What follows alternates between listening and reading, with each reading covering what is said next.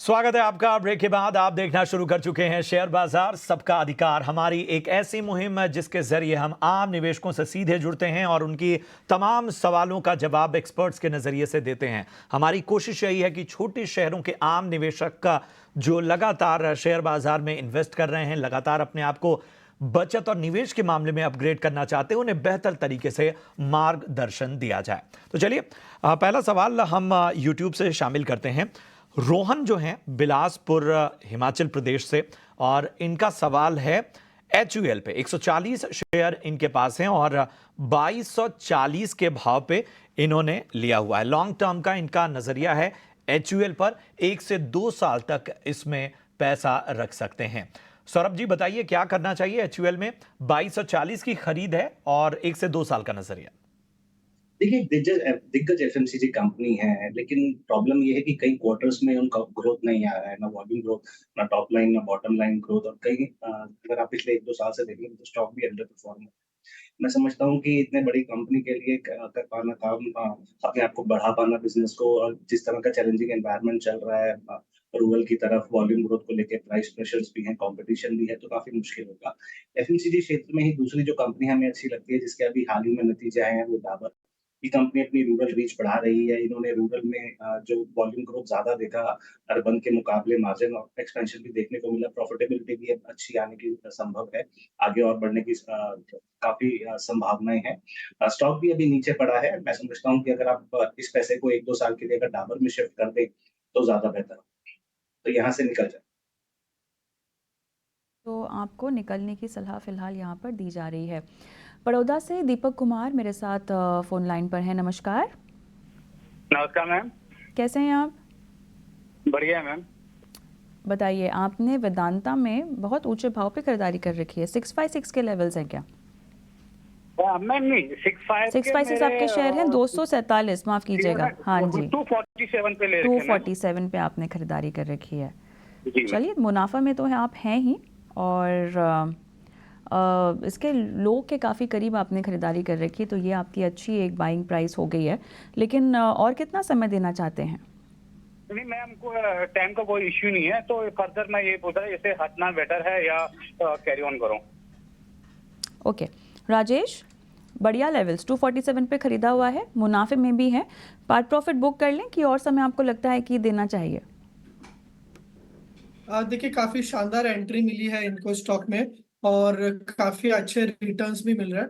अभी स्टॉक थोड़ा सा ओवरबॉट है और हम थोड़ा सा इलेक्शन रिजल्ट के नजदीक जा रहे हैं, तो मार्केट में भी थोड़ी सी वॉलेटिलिटी देखने को मिल सकती है। तो सलाह ये होगी कि यहाँ पे पार्शियल प्रॉफिट बुक करें, एंड वापस उनको कोई डिप मिलता है 370 380 के रेंज में, तो वहां पे वापस री एंटर कीजिए। तो यहाँ पे काफी ओवरबॉट है, तो यहाँ पे पार्शियली 50% बुक करने की सलाह होगी।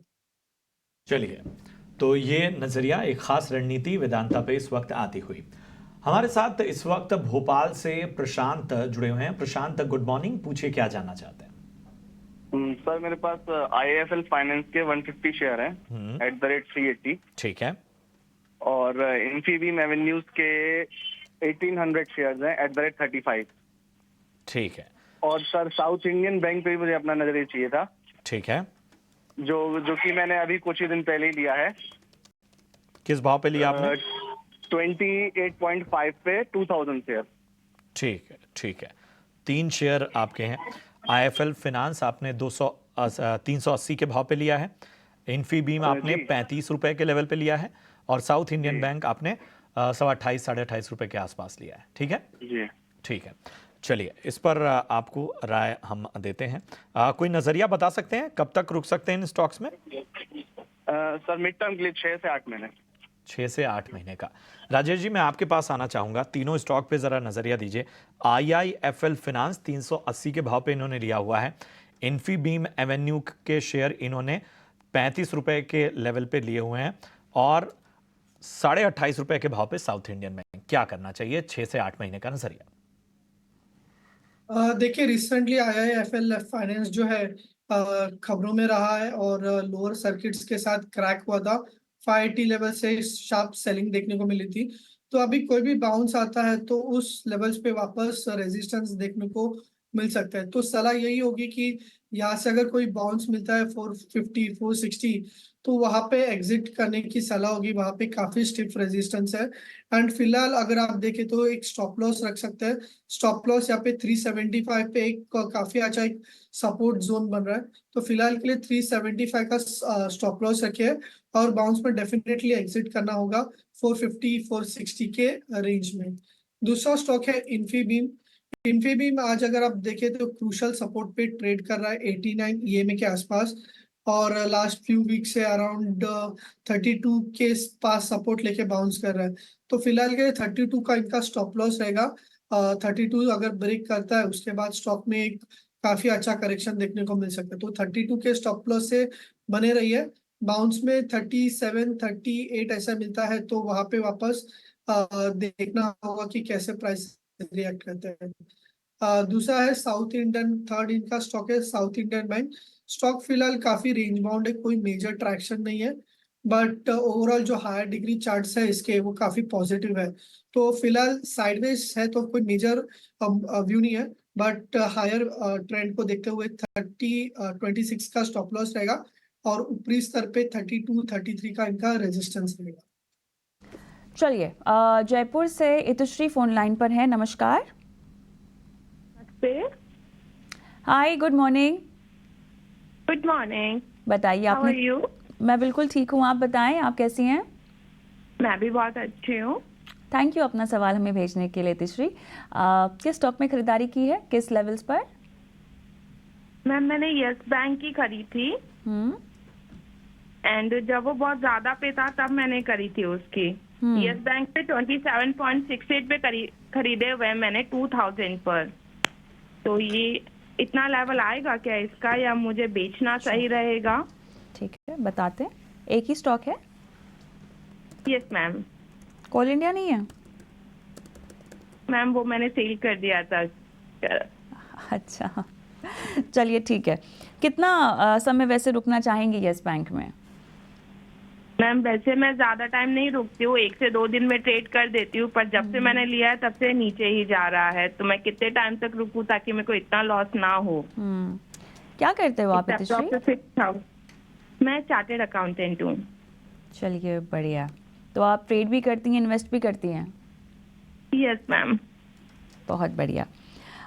सौरभ, यस बैंक 2768 के भाव पे इन्होंने लिया हुआ है और जब से खरीदा है तब से ये अटका हुआ सा महसूस कर रही हैं, बताएं। देखिए नतीजे बैंक के ठीक थे, लेकिन फिर भी मुझे ये उतना अच्छा बैंक नहीं लगता। बैंकिंग अगर क्षेत्र की बात की जाए, नंबर्स ठीक है, बैलेंस शीट उतनी अच्छी नहीं है जितना वैल्यूएशन पे अभी चला गया है। मैं समझता हूँ कि समय इनको ज़्यादा लग जाएगा इनका भाव देखने में, क्योंकि ओवरऑल भी बाज़ार थोड़े से नरम है। अगर बैंकिंग क्षेत्र में और भी कंपनियाँ ये देखना चाहती हैं, तो मैं समझता हूँ आईसीआईसीआई बैंक, यूनियन बैंक और कैनरा बैंक भी अच्छे विकल्प साबित हो सकते हैं। ठीक है, तो बहुत ज़्यादा इस पर बुलिश नज़रिया नहीं है इस वक्त सौरभ जी का। आपके सामने विकल्प भी उन्होंने रखे। चलिए बढ़ते हैं आगे। अगले दर्शक ने व्हाट्सएप के ज़रिए अपना सवाल हम तक पहुंचाया है। इनका नाम कमलेश है और सवाल इनका कोटक महिंद्रा बैंक पे है। 1580 रुपए के भाव पे इन्होंने कोटक महिंद्रा बैंक में खरीदारी की है। 195 शेयर इनके पास हैं। फिलहाल इनके भाव से ऊपर पिछले दिनों का जो भी दबाव था उससे मुक्त होकर अब बैंक जो है वो उसमें अच्छी तेज़ी नज़र आ रही है। आज देखिए लगभग 5.5% की तेज़ी हमें कोटक महिंद्रा बैंक में इस वक्त नज़र आ रही है और इन्होंने जिस लेवल से लिया है उससे ऊपर स्टॉक और मुनाफा इस वक्त अच्छा होता हुआ इनको। चलिए इस पर एक राय लेते हैं। बताएं राजेश जी, क्या करना चाहिए? कोटक महिंद्रा बैंक में अच्छे लेवल पे एंट्री ली हुई है, हालांकि बीच में कुछ खबरों ने और तमाम एक्शन ने बैंक पर दबाव जरूर डाला था। डेफिनेटली लास्ट 2 वीक की जो सेलिंग थी उसकी वजह से स्टॉक प्राइसेस जो है मल्टी ईयर लो के नीचे 1600 के नीचे स्लिप हुए थे, बट अभी रिजल्ट्स के चलते हुए काफी अच्छा बाउंस देखने को मिल रहा है और काफी पॉजिटिव स्ट्रक्चर अभी देखने को मिल रहा है शॉर्ट टर्म में, जहाँ पे आइलैंड रिवर्सल्स गैप जो है टेक्निकल सेटअप देखने को मिल रहा है। तो फिलहाल एक काफी अच्छा बाउंस दिख रहा है बट क्लोजिंग बेसिस पे वीकली 1620 1630 के ऊपर सस्टेन करना बहुत जरूरी है वीकली क्लोजिंग, क्योंकि ऑलरेडी मल्टी ईयर ब्रेकडाउन आया है 1600 के नीचे। तो वीकली क्लोजिंग अगर 1600 के ऊपर अगर हमें देखते हैं तो यस डेफिनेटली स्टॉक जो है 1680 1700 ये लेवल्स टच कर सकते हैं। फिलहाल के लिए अभी का जो मोमेंटम है वो कंटिन्यू रह सकता है, और आज का जो लो है अराउंड 1590 का, तो वही उनका स्टॉप लॉस रहेगा। एंड ऊपर में अगर मोमेंटम अगर कंटिन्यू रहता है तो 1680 1700 जो है वो नेक्स्ट रेजिस्टेंस रहेंगे। ऑलराइट, चलिए सूरत से प्रवीण फोन लाइन पर है। नमस्कार प्रवीण। हाँ जी, क्या हालचाल हेलो। सर? हाँ फाइन मैम। बताइए आपने किस स्टॉक में खरीदारी कर रखी है? हाँ जी, ईपीएल का मैंने एक भेजा था व्हाट्सएप आपको। ओके, और क्या भाव पे खरीदारी की है? 196 एवरेज है मेरा। एवरेज कितना है? 196। 196। ओके, कब तक रुकना चाहते हैं? 4 महीना 6 महीना चलता है। 4 महीना 6 महीना तक, चलिए ठीक है, बताते हैं क्या करना चाहिए। सौरभ, 196 पे ईपीएल लिया हुआ है, ऑलमोस्ट 1 महीने काफ़ी रेंज बाउंड मूवमेंट इस स्टॉक की हमने देखी है। बताइए, ऊपरी स्तर के आगे ये बढ़ नहीं पा रहा है। देखिए, अगर आप पिछले 2-4 साल में देखेंगे तो ईपीएल स्टॉक ने कुछ खास नहीं किया है। रेवेन्यू पे दबाव है, कंपटीशन भी काफ़ी आ गया है। हालाँकि हमने देखा कि प्रॉफिटेबिलिटी में थोड़ा-सा सुधार देखने को मिला है, क्वार्टर ऑन क्वार्टर और ईयर ऑन ईयर। फिलहाल के लिए एक ये कॉन्ट्रेरियन बेट है, नीचे जाने के लिए बहुत ज़्यादा कुछ है नहीं। अगर चीज़ें सुधरेंगी तो हो सकता है कि प्राइस रिएक्शन थोड़ा-सा 1-2 क्वार्टर और बेटर आए तो ऊपर की तरफ देखने को मिले। फिलहाल 1 क्वार्टर की और वेट कीजिए, देखिए जून क्वार्टर कैसे प्लान आउट होता है और उसके बाद फिर दोबारा इसको रिव्यू कीजिए। ठीक है, तो ये अहम राय आपके स्टॉक पे इस वक्त आती हुई, और इन सब के बीच में एक अहम खबर आरईसी और पीएफसी को लेकर सामने आ रही है। आपको बता दें कि जो सूत्रों के हवाले से खबर आ रही है उसके मुताबिक अहम खबर के साथ हमारे सहयोगी सौमित सरकार जुड़ चुके हैं। सौमित, बताएं आखिर क्या है पूरी खबर? तो अगर आप देखेंगे तो सुबह से काफ़ी प्रेशर देखने को मिला है स्टॉक प्राइस, जो स्टॉक कंपनी जैसे कि पीएफसी, आरईसी, आईआरडी और पीएसयू बैंक्स पे। ये प्रेशर इसलिए था क्योंकि आरबीआई ने एक ड्राफ्ट गाइडलाइंस रिलीज़ किए थे जो प्रोजेक्ट्स अंडर कंस्ट्रक्शन है उसमें हायर प्रोविजनिंग की रिक्वायरमेंट के लिए, और इसी कारण हमें काफ़ी प्रेशर देखने को मिला था आरईसी, पीएफसी, आईआरडी और पीएसयू बैंक्स। बट अभी हमें आरईसी के सोर्सेज से पता चल रहा है, कंपनी सोर्सेज से ये पता चल रहा है कि जो गाइडलाइंस है वो अभी भी ड्राफ्ट स्टेज पे है। ये इंप्लीमेंट तभी होगा जब वो स्टेक होल्डर से पूरे कमेंट्स लेंगे और उसके बाद ये इंप्लीमेंट होगा। Most likely next financial year पे होगा। बट कंपनी का मानना ऐसा है कि कंपनी के सोर्सेज से हमें ये पता चल रहा है कि ये अगर इंप्लीमेंट भी हो जाता है तो कंपनी के प्रॉफिटेबिलिटी पे इसका जीरो इम्पैक्ट होगा, जो कि पहले एनालिस्ट एक्सपेक्ट कर रहे थे होने वाला है, बट ऐसा नहीं होगा, ऐसे हमें अपने सोर्सेज से पता चल रहा है। उसी के साथ हमें ये भी पता चल रहा है कि आरईसी ने ऑलरेडी ये जो हायर प्रोविजनिंग है उसके लिए ऑलरेडी प्रोवाइड कर लिया है, तो एक्स्ट्रा प्रोविजनिंग की भी ज़रूरत नहीं पड़ने वाली है आरईसी को आगे चलते। अगर ये गाइडलाइंस इंप्लीमेंट भी हो जाते हैं तो zero impact on profitability, zero impact on return on equity और नो प्रोविजनिंग रिक्वायर्ड। ये हमें पता चल रहा है आरईसी के सोर्सेज से कि कंपनी पे इसका कोई भी इम्पैक्ट नहीं आने वाला है। ये नए गाइडलाइंस अगर लागू भी हो जाते हैं जो आरबीआई ने प्रपोज किए हैं वो। सौमित, आपका तो आरबीआई गाइडलाइंस अभी तक केवल एक ड्राफ्ट गाइडलाइंस है और इनका जो है कोई ख़ास असर नहीं होने वाला है। खबर हमने आपके सामने रख दी, उसके तमाम पहलुओं को भी आपके सामने रखा, लेकिन अब ज़रा सौरभ आपसे राय लेते हैं। आरईसी, पीएफसी फेवरेट स्टॉक्स रहे हैं, प्रेशर हालांकि हम देख रहे हैं। बताइए यहाँ से किस तरह का मोमेंटम नज़र आ रहा है, कहीं कोई कंसर्न है क्या? देखिए, ये जो खबर है ये मार्केट इसके लिए प्रिपेयर नहीं थी। गाइडलाइंस ये कहते हैं कि मार्च 2025 तक 2%, मार्च 2026 तक 3.5% और मार्च 2027 तक 5% प्रोविजनिंग करनी होगी। जितने भी प्रोजेक्ट्स जो चल रहे हैं, चाहे वो इंफ्रास्ट्रक्चर प्रोजेक्ट हो, चाहे वो नॉन इंफ्रास्ट्रक्चर प्रोजेक्ट हो, इसका मतलब बाजार ने यही समझा कि इनको जो एडिशनल अगर प्रोविजनिंग करनी पड़ेगी तो इनके कॉस्ट ऑफ फंड्स बढ़ जाएँगे और प्रॉफिटेबिलिटी पे प्रेशर आएगा। मैं समझता हूँ कहीं न कहीं ये स्वाभाविक भी है, क्योंकि जिस तरह का बैंकिंग सिस्टम में चल रहा है तो एक कंपटीशन की भावना है। तो हो सकता है कि उतना अगर हायर इंटरेस्ट इनके ऊपर कॉस्ट आती है तो क्लाइंट को पास ऑन ना कर पाएँ, क्योंकि बिज़नेस की ग्रोथ को भी उनको ध्यान में रखना होगा। इसी वजह से हमने आज देखा कि करेक्शन आते हुए इन स्टॉक्स में, क्योंकि वैल्यूएशन भी कहीं न कहीं स्ट्रेस्ड है। स्टॉक्स बहुत अच्छे से चले हैं। मैं समझता हूँ 1-2 दिन और वेट कर लेना चाहिए। हो सकता है इन कंपनियों की मैनेजमेंट आके और ज़्यादा क्लैरिटी दे। फिलहाल के लिए जिन्होंने लंबे समय के लिए ले रखा है वो होल्ड रखें। तो 1-2 दिन और थोड़ा इंतज़ार करना चाहिए। हालाँकि जिनके पास ये स्टॉक्स मौजूद हैं, वो फ़िलहाल इसमें बने रहें, लेकिन नई खरीदारी के लिए आपको 1-2 दिन इंतज़ार करना होगा। से पुष्पेंद्र जुड़ गए हैं। नमस्कार पुष्पेंद्र, नमस्कार। बताइए आपने किस स्टॉक में खरीदारी कर रखी है, किस भाव पर?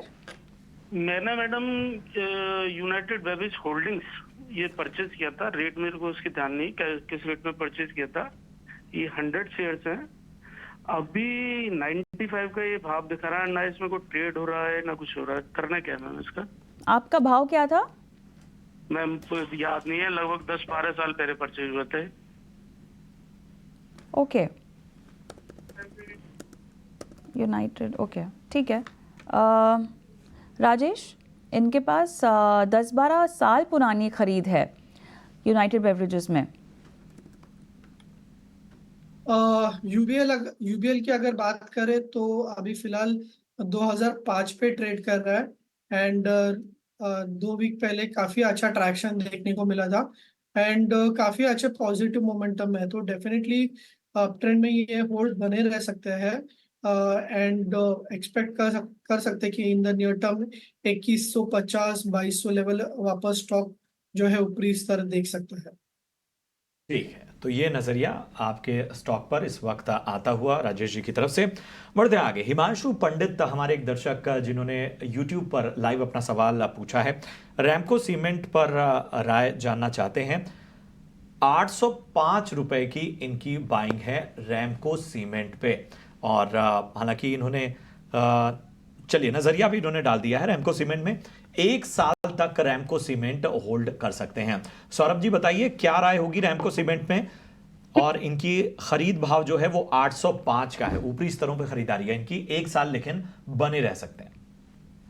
देखिए, जहाँ तक मुझे याद है कंपनी के नतीजे बहुत अच्छे आए थे मार्च क्वार्टर में। जैसे काफ़ी कंपनियाँ स्ट्रगल कर रही थी, तो इनके मार्जिन एक्सपेंशन और प्रॉफिटेबिलिटी अच्छी आई है। इनके भाव से तकरीबन 5% गिरते हैं।